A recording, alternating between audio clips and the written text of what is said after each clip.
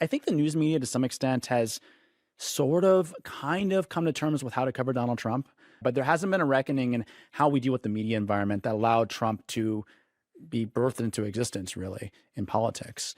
And I don't think until actually there is that reckoning, Trump might go away, but like the problem is still there. And it's actually getting worse and worse. This week's guest is someone we've wanted to talk to forever and ever and ever, and now the news just demands his voice on about everything that we are covering. He staked out ground that no one rivaled at CNN for years and then went out on his own as the founder of Status. He now also helms the podcast Power Lines. This is The Best People, and this is Oliver Darcy. Thank you for being here. I'm so excited to be here, Nicole. I read you for years and years and years at CNN. My best friend is Dana Bash, and I used to read your reporting and call her and say, oh my God, did you read what Oliver Darcy's writing? And especially during the Chris Lick story. How did you sort of have the presence of mind to cover your own institution like that? I felt like the moment demanded it, to be quite honest. And I think this moment demands accountability journalism inside the media. Like there needs to be, it's a huge power center. And like any other power center, if there's no one holding it to account, if there's no one shedding light on what's happening, bad things can happen and people make bad decisions often. And so I thought it was an important job. And also like, my name was on it, my face was on it. And I didn't sign up to be a journalist to do public relations for, billion-dollar corporations. And so, if I wanted to do that, I would be in PR. And so I felt like it was important to, shine light and to hold everyone accountable, whether that was my corporate company, CNN, the corporate company that or owner of that, Warner Brother Discovery, or others.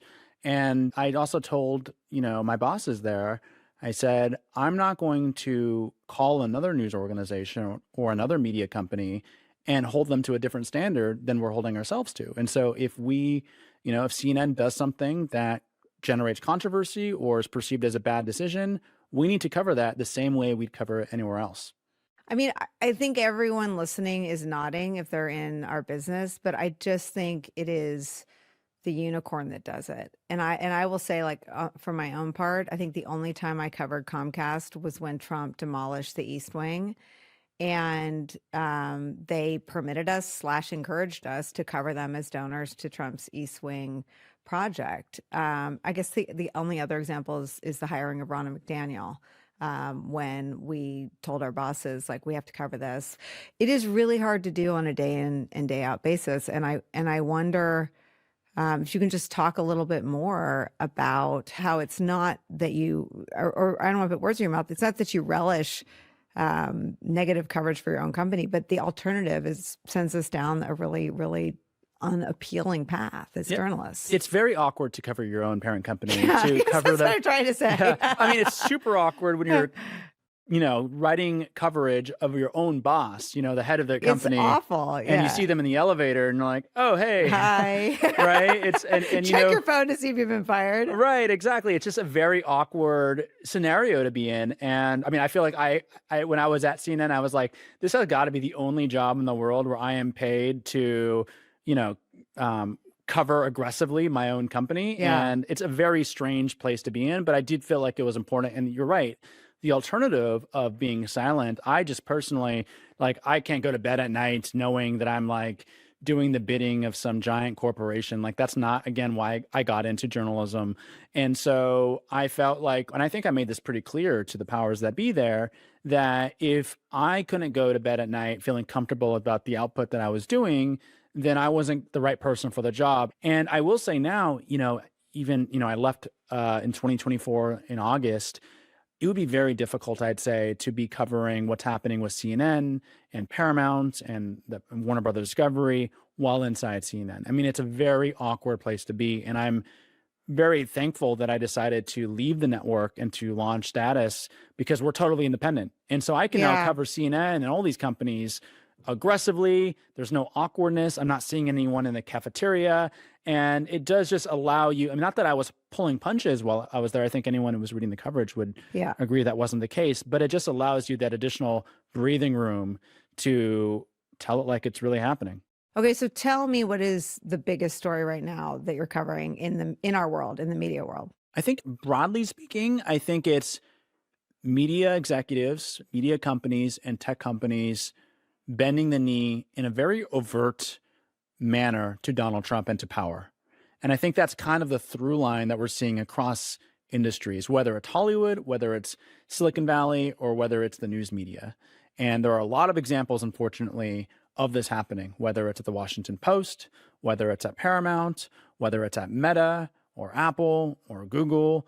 It's happening across the board. And I think, unfortunately, it's the story that we have to cover. And I think, again, being independent, not working for these companies, not getting a paycheck from these companies, not being supported by them, allows us to say, wait a second, this is very abnormal behavior. This is really, frankly, embarrassing behavior for them, and to call it out. And I think that's actually what made us attractive to subscribers, because they don't really get this coverage from other people because they're part of the problem. You know, their organizations are. Well, and I also think if you look at where our industry is going, the relationship with the viewer/listener is the whole ball game. And I don't view my competition every day when we figure out what to do at 4 o'clock.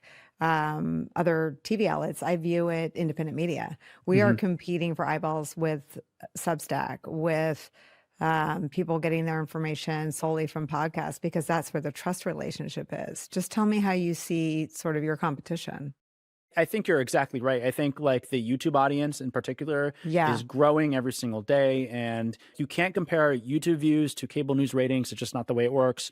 But some of these YouTube views are quite staggering, and it's clear there's an audience there, and it's resonating with people because it feels like there's no censorship happening, or, not censorship is a bad word. But they trust it. They trust it. There's no self-censorship too. I think that's often what happens at news organizations as well. It's easier if we didn't call Trump an autocrat wannabe, right? It's easier if we just use softer language. It's easier if we didn't say Tucker Carlson's a right-wing extremist. Maybe we just call him a former Fox News host. This stuff happens quite a bit, and I think audiences recognize it when it does happen, and they see us, in particular, like, okay, well, these guys are actually saying what these people are. Like, Tucker Carlson's not a normal conservative. He's not just a former Fox News host. This is someone who's poisoning the public the public discourse with really extremist thoughts.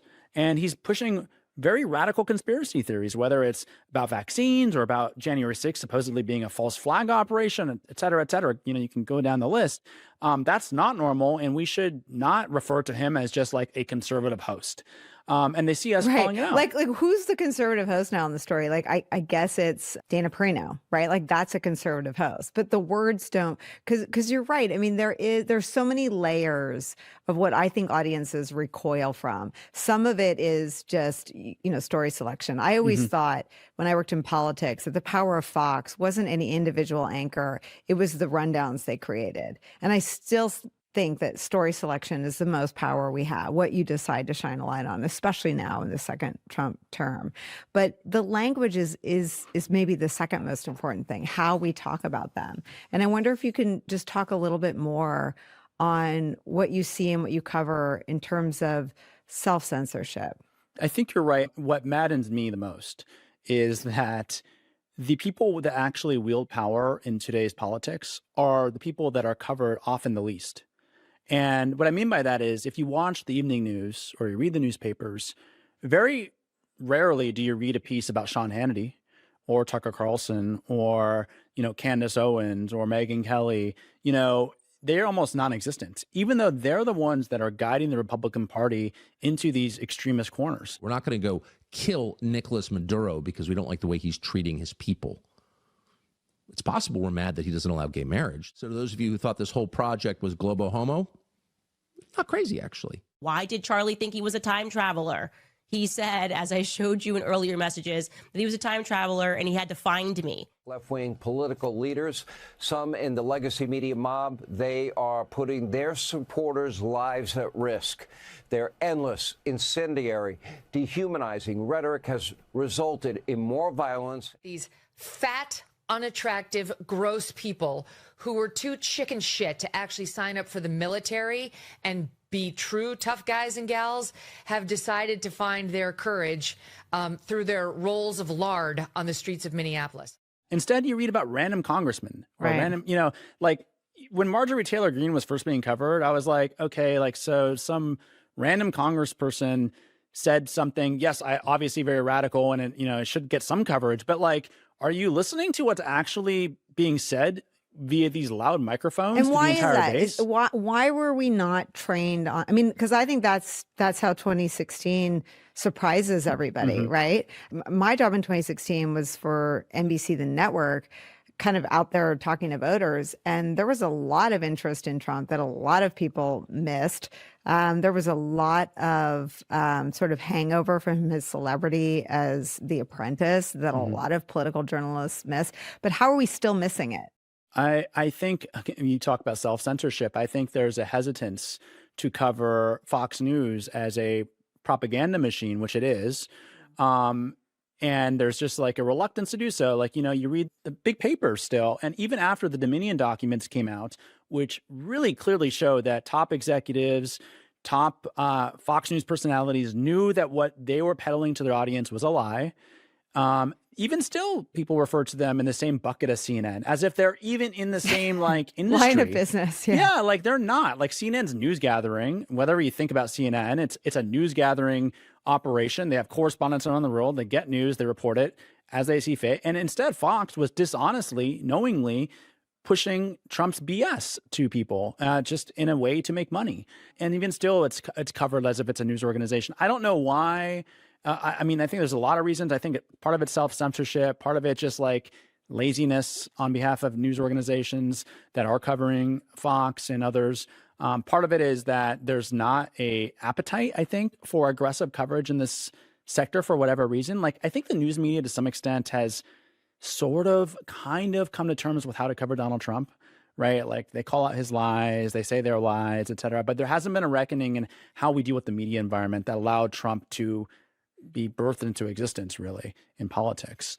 And I don't think until actually there is that reckoning and until executives that are allowing these lies to take hold across the country, I just feel like Trump might go away, but like the problem is still there. And it's actually getting worse and worse. If you look at like the media environment we were in 2015, it was a lot healthier than it is today. Today's extremely toxic, and people like Candace Owens, are just gaining more and more audience and more reach. And the organizations that were once willing to call them out are like going away. You don't see a lot of hard-hitting media coverage these days. There used to be these media teams, I was part of one of them at CNN, but elsewhere at the Washington Post and Politico, and you can go down the list, but media reporters are kind of like an endangered species now. And it's just not an appetite to do this. And I think I guess part of it's self-censorship. Part of it's like the owners don't want to be at war with Fox News and Donald Trump's MAGA media army. And a lot of it's just that they've worked the refs very efficiently. With that stipulated, I'll throw in with not always knowing what to make of it. I mean, I would nod to their outsized power in our politics and also feeling disoriented in terms of how to cover their intramural fighting. But we are having this conversation at a moment of a peak civil war within the MAGA media universe. And I wonder if you could just take me through. I mean, there's Megyn Kelly calling out Fox, using words that I might have once used, calling them, quote, cheerleaders for the military. Propagandists, for the military operation in Venezuela, while Megyn Kelly, with the other hand, is defending Tucker Carlson's playing footsie with Nick Fuentes. So, and Candace Owens is sort of in a league of her own. A lot of it seems to have at its sort of spilling over moment the assassination of Charlie Kirk. His wife is now probably more famous than he ever was because she's crossed over into sort of mainstream fame. But just talk about the MAGA media universe right now. Well, it's interesting. If you listen to MAGA media, Trump is the best president ever. We are winning so much around the world and at home. Like everything's going swimmingly. And yet the media infrastructure that supports Donald Trump is at this civil war, which makes no sense. If everything's going so good, everything's so awesome. Why are you Right. guys? They're the worst winners in the world, though. I have to say, this is one of the through lines from 16. Most people win, and sort of, normal politicians go about trying to enact their agenda and then trying to be gracious to the losers. They are the worst winners ever. yeah, it's very strange. But I think there's a lot of things going on. I think one is ego. So someone like Meghan, I think, just likes taking shots at Fox maybe a little bit. And everybody, she texts everyone from Meghan Markle to Kara Swisher to Fox to Hannity. She seems to hate everybody. I'm sure she's come after you at some point. I'm or sure. I mean, maybe it's I was Wellington. always a fan, and I just sort of marvel at the choices she makes now. It's very strange. I was a big fan of her when she was at Fox, when she was holding Donald Trump as a candidate accountable. And obviously he treated her in a horrendous way. And it is shocking to see what she has evolved into. And now I look and I'm like, what are you doing? Like, you're calling Nick Fuentes smart? The guy who denies the genocide of millions of people, and you're saying he's a smart guy? What is that about, you think? I have no idea, to be honest. I can't tell if she's been radicalized herself to some extent, or if she just has to say things to get attention in the internet economy. But regardless of what it is, like, motive almost doesn't matter. It's really damaging, I think, to the discourse. And it's really disturbing to see someone like Meghan, to see someone like Tucker elevate someone like Nick Fuentes, who is a white supremacist. I mean, that's where MAGA media is, where the biggest stars are really, like Nick Fuentes used to be on the fringes, like no one would touch him, like Alex Jones too, right? Like it was like everyone kind of make fun of them. Even conservatives used to make fun of Alex Jones. I used to be a thing. Yeah. And now they embrace him. Now they hold him up. And now like the InfoWars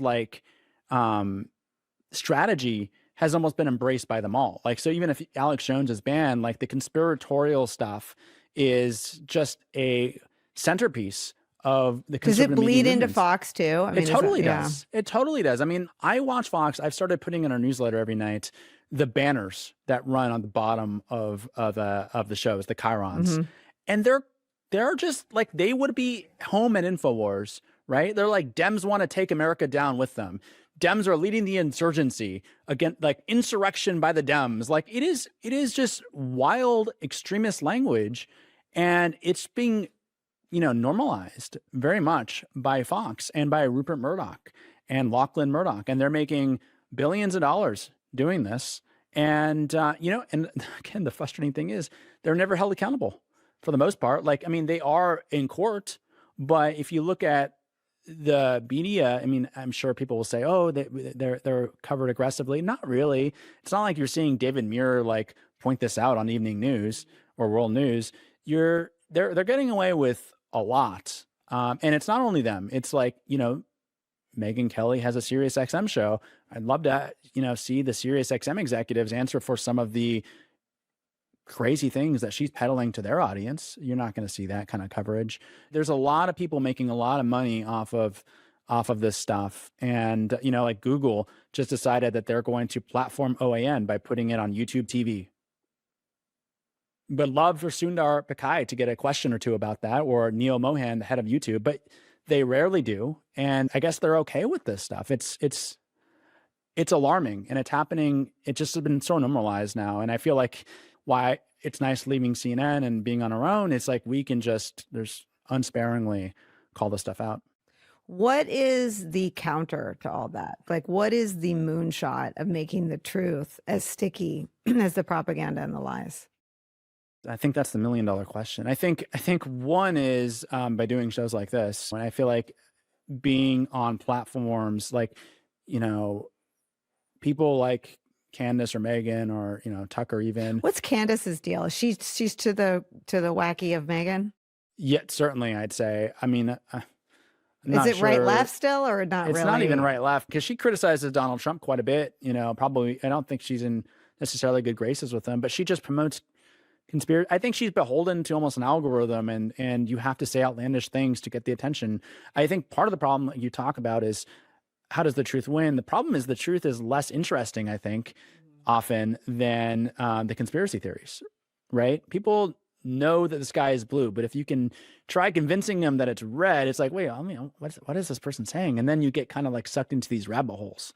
So that's part of the problem is like the algorithms reward people saying things that are outside the norm. No one wants to listen to the norm. They want to, and so you get sucked into these rabbit holes as a result, I think. And then part of it is that these big tech giants, I think, have been cowards. Like Meta was hosting sponsoring a Breitbart event, as well, I believe, as Microsoft. And it's like they want to not be seen as political, and they're not willing to take basic stances and say, actually, Breitbart's not a news organization. They want to be seen as like, we support conservative news organizations and liberal news organizations. And MS Now is the same, different side of the same coin as Fox News, which is absurd. And they know it's absurd, but they just play this game so that they can be in the good graces of Republicans. And anyway, I'm not answering your question about how the truth wins. I do think part of it, I guess, is going direct to audiences and being straightforward about what's happening in this country, not using soft language, not watering down coverage, and not caring if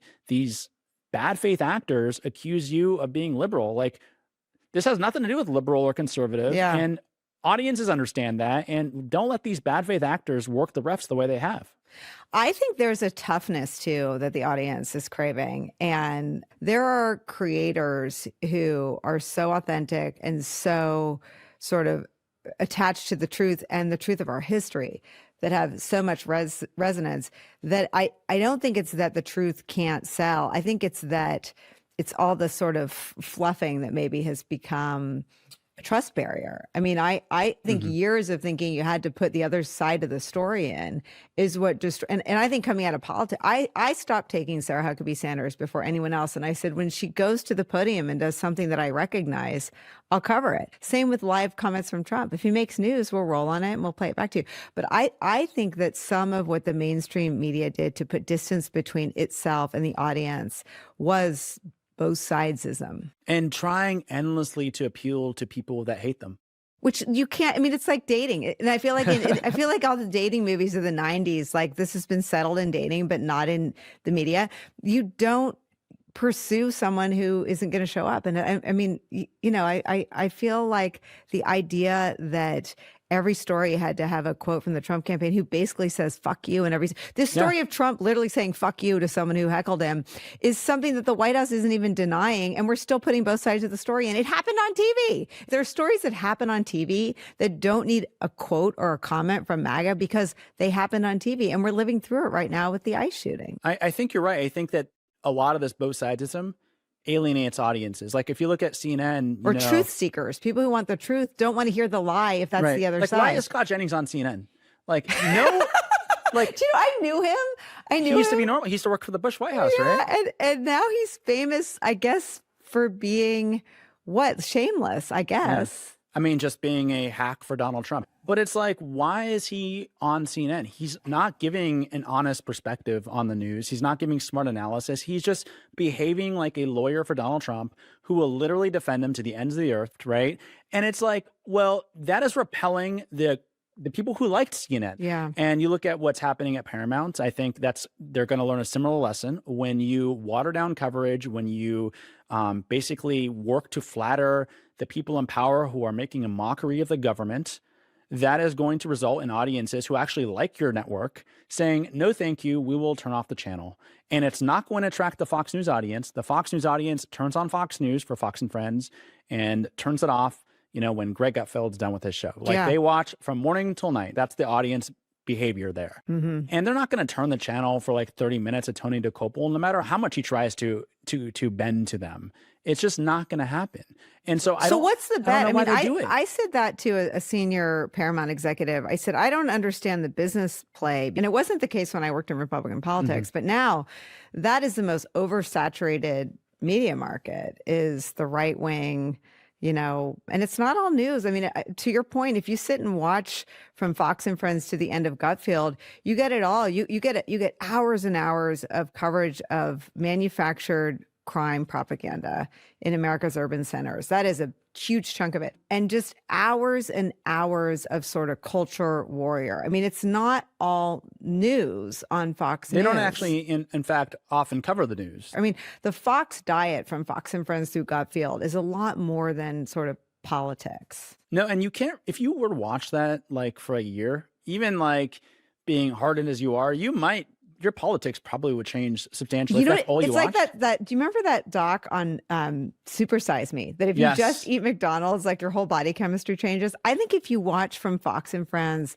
through Gutfeld, I think your brain chemistry could change. I think so, and I think it's incredibly unhealthy, but people do Yeah. it, and they're not even covering the news half the time. That's Right. the thing. Like prosecutors resigning because they refused to investigate the widow of Renee Good got like passing mentions on Fox. I think it got like 15 seconds on Brett Baer's show, and then Jessica Tarlov, the liberal commentator on The Five, mentioned it on The Five. But otherwise, they turned a blind eye to that story. Instead, they were covering the trans athletes case before the Supreme Court because that's what revs their audience up. And so in many cases, they're not even, this is ostensibly supposed to be a news organization that doesn't cover the news when it's not flattering for Donald Trump. Instead, they cover culture wars. I guess what I want to ask you though is what is the lesson in that? Because they have a huge audience. I mean, is there a truthful counter to covering culture in a more honest way and building an audience around that? I think there is. I think the lesson though is that propaganda sells,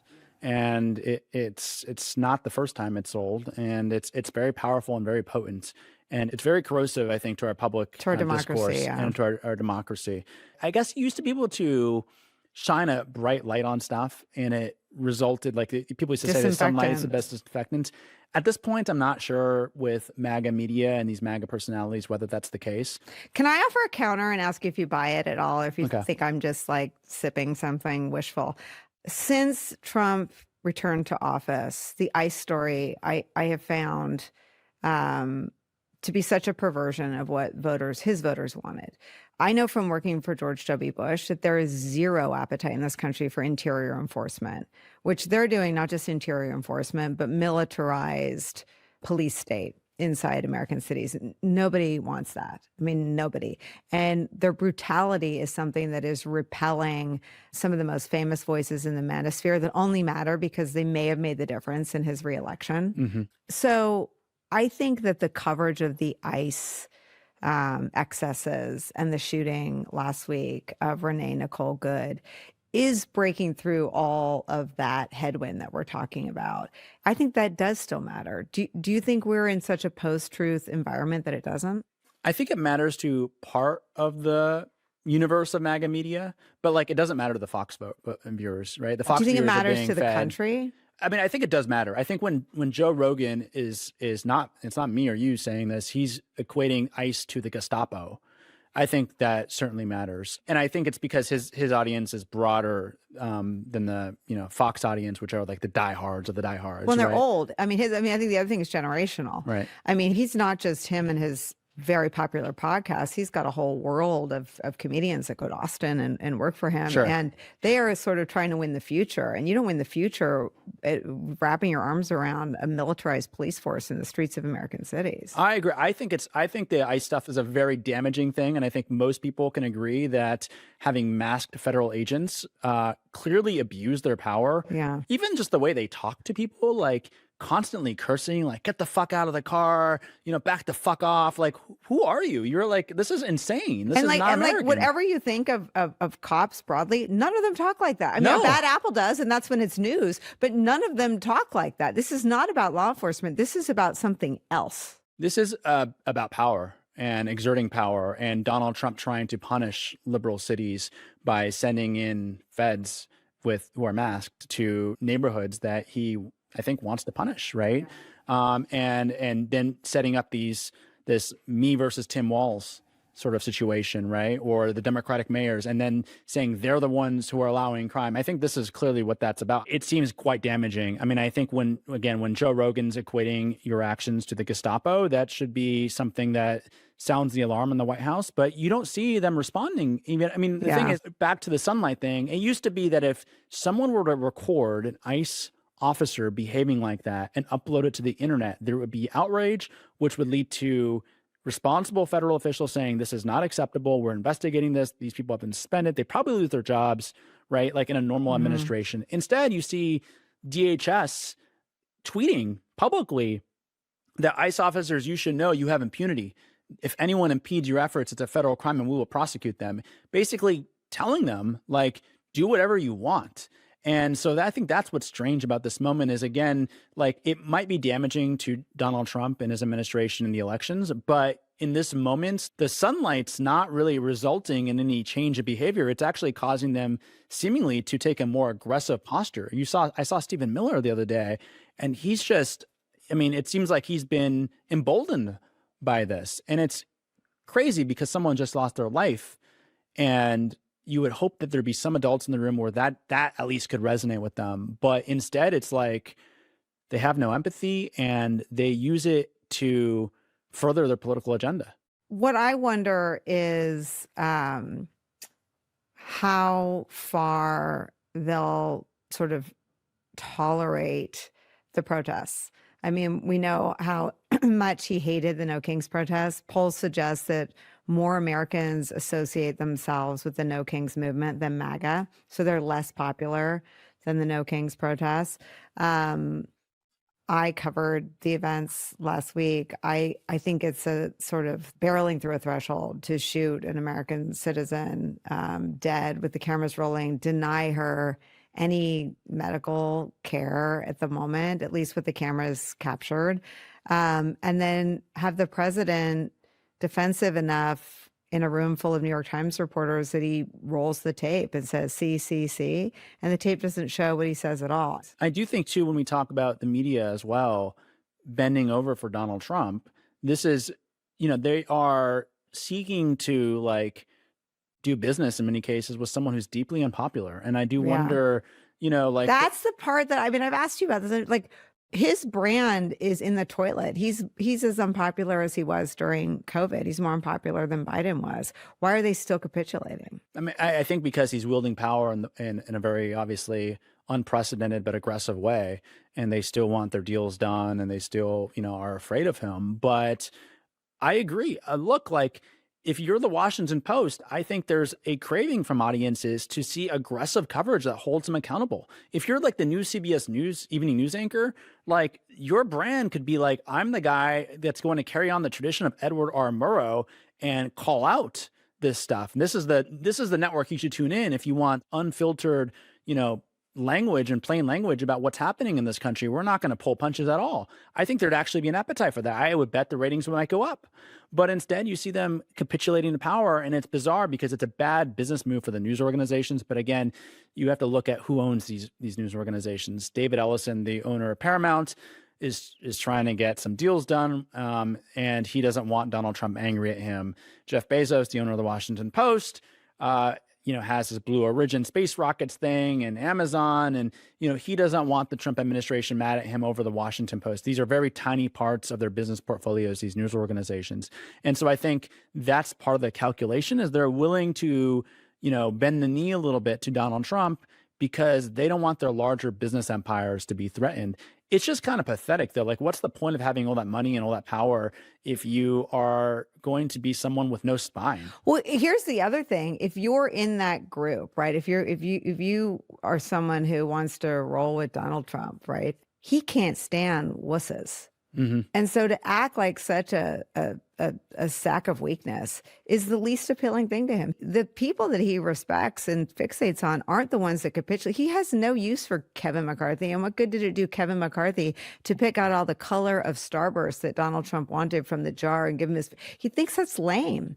And so it is, to be clear, it is lame. I agree with Donald Trump on this one. It is very lame. It's so lame. So the capitulation is, well, and I think Jimmy Kimmel is the counterfactual, right? I can barely figure out how to get the streamers to work, but to go in and cancel, to have millions of people cancel Disney and Hulu is a big thing that millions of individual Americans did because the FCC bullied Disney. They took Kimmel off the air. The public revolt was so forceful that they put him back on the air. And I think there's something in that strength that I would have hoped would have been a model. But instead, as you say, the CBS model is going the opposite direction to destroy the preeminent brand in journalism in this country in 60 Minutes by yanking a piece that was vetted through 60 Minutes extraordinary standards, and then putting a journalist like Tony in the position of doing this weird interview with Trump last night where Trump said weird things. He didn't say weird things. He said lies. He said hundreds of thousands of murderers are in this country. illegally. Like, what? Hundreds of thousands? Like, that seems like to be a big story if it's Well, true. he's been And it just president gets for a spouted. year. Like, why is that the case? Really, why is ICE targeting innocent people on the streets if there are hundreds of thousands of murderers apparently that are living in this country? It's just crazy nonsense that he spouts unchallenged. And to your point, like, look how Trump actually embraced Mamdani. Loved him. It's the weirdest live event I've covered in 10 years of covering Trump live. It was strangest thing, but it's like he respected him because he didn't loved bow down, him. right? He let him call him a fascist in front of him because he liked him so much. Yeah. And you know, I think you're right. He does not respect the people that he can walk over. And He's done with them. But he uses them. He uses them, but he doesn't respect them. And even regardless, who cares about what Donald Trump respects or whatever? The right thing to do is, I think, the should be the moral compass of these companies, right? Like, what is the right thing to do? What will history look back on us and say, like, that company, that executive, they stood tall and they did the right thing. When you go to bed at night, do you want to be the person that's flattering power, or do you want to be the person that's a thorn in the side of power? And I think journalists should ask that question, whether they're producers or whether they're editors or whether they're star correspondents or anchors. I think executives should ask that question. And I think the owners should ask that question. And I don't think history is going to look kindly on the Mark Zuckerbergs of the world or even Tim Cook. I just think these are going to be very embarrassing moments in history. And people are going to be, what were those people thinking? What were they doing when it really mattered? The funny thing, too, by the way, is these guys all like to act like manly men, like super tough. Like Jeff Bezos is now ripped, right? Like Mark Zuckerberg's doing MMA or whatever. They're all going to the UFC boxing events. They're all like flaunting their like insecurities a little too closely. Well, and then to they just get run over by Donald Trump. They don't even fight him. Like they just get like used. It's like you just like bow to the power of being. Again, what is the point of being that wealthy and being that powerful if you are just going to like suck up to power because of some threats? Donald Trump was talking about imprisoning Mark Zuckerberg during the campaign, and now he just kisses his ass on a regular basis. It's like embarrassing for Mark Zuckerberg. Well, and how is that not more associated with masculinity? Like someday someone will have to sit me down and explain how a guy that wouldn't go to a World War I cemetery in Europe because he didn't want to dampen his hair is like our icon of masculine aspiration. I don't actually even understand it. And I think that, and maybe this is my age, right? I think masculinity is being the guy that takes on the bully and defends the most vulnerable. And the fact that Joe Rogan, who built an audience around the trope of masculinity, allows Trump to define it for him is pathetic and the least masculine thing I've ever seen. I don't understand it. I think these people have a very strange, I guess, view of masculinity. It's not about physically fighting. It's about, like you said, standing up for the weak, the people who can't. And it's sad because right now you would hope that the most powerful members of society who have reaped all the benefits of the great things this country has to offer would be the ones defending our democratic institutions, right? Safeguarding it, saying we're not going to allow this country that has allowed us to prosper and flourish economically or in culture to be just ripped from our hands. We're going to be a bulwark against it. But the inverse is true, right? You read about this after the Golden Globes. You have regular American citizens pouring into the streets after a regular American citizen was shot and killed for being in a protest. You've got artists who can barely afford to pay their dance or musical companies pulling out of the Kennedy Center commitments in protest of what's happening at the Kennedy Center.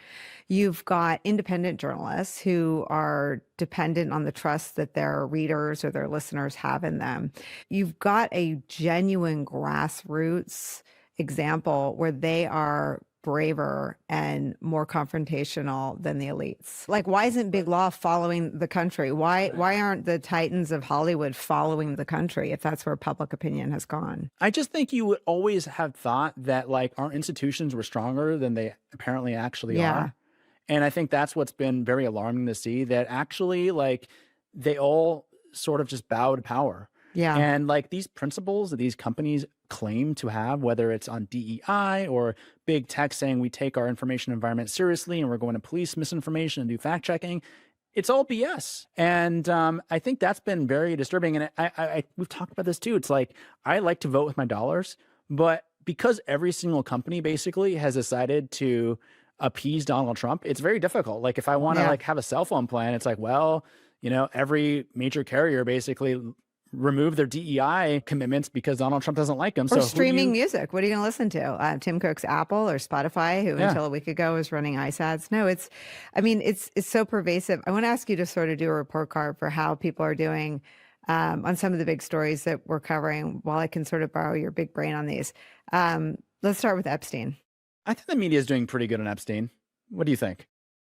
I mean, I think that the media is emboldened by the bipartisan nature of the push for transparency. I agree with that. Yeah, I think Marjorie Taylor Greene and others like pushing for it Correct. has given them cover so it doesn't feel as partisan. Which is ridiculous, because if you've spent a second with a single survivor, they're the least partisan people I've covered in 15 years. Like if they have personal politics, I've never been able to deduce what they are. Right. And so the fact that it took a bipartisan push in Congress, to me, is a failure, but I'll take it because it resulted in more robust coverage. No, I agree, but it does feel like because it is bipartisan, it's being embraced. Yeah, and covered. Do you have more topics? Okay, yeah, I do. Trump's health. Oh, really bad. Just horrendous coverage. I mean, not non-existent often, right? Like if I hate to do the whataboutism, but if Joe Biden were walking around with makeup over his hand, not releasing health records in a real way. McCain, if any yeah. other politician of modern times presented like he presents. it'd And be- literally falling asleep in meetings. Like it's very his own clear. meetings, right? Yeah. It wasn't like at a foreign summit. These were like meetings in the Oval Office where arguably someone was like, "Hey, boss, you ready?" Like the pool only comes in if the president of the United States is ready. Right. So like it's his own event in his own office, and he's snoozing. He's snoozing. I mean, obviously the ankle thing is very strange, Yeah. but the idea that he has a swollen hand or whatever because he's shaking so many hands is absurd and laughable. And like, it does to me feel like that would be a very urgent topic if any other president or any other politician were in the public eye suffering these whatever mysterious health ailments. And Donald Trump sort of just kind of like gets away with it, which is wild. The grift, crypto, and everything else. Oh, I mean, that's just another one that just barely gets any coverage. I mean, can you imagine if Hunter Biden had like set up shop like a club in DC, like down the street from the White House or It's whatever, insane. and charge outrageous amounts of money, intermixing with government officials and affairs with like the family business? The thing about Donald Trump is like they flood the zone so well Yeah.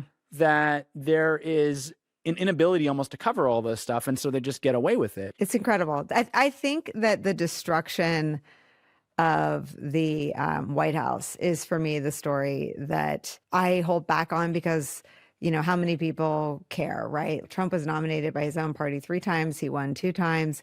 Maybe destroying these things that I found precious and sacred and special is just a bias that I have to override. But to me, the notion that he like paved the Rose Garden is so fucking crazy to me. And then that he knocked down the East Wing blows my mind. And like the renaming of the Kennedy Center, which is not legit.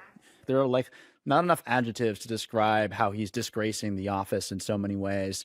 And you're right, it just sort of falls under the radar because there's so much other things to cover, I guess. There's a huge rounding error for Donald Trump, and it benefits him, I think.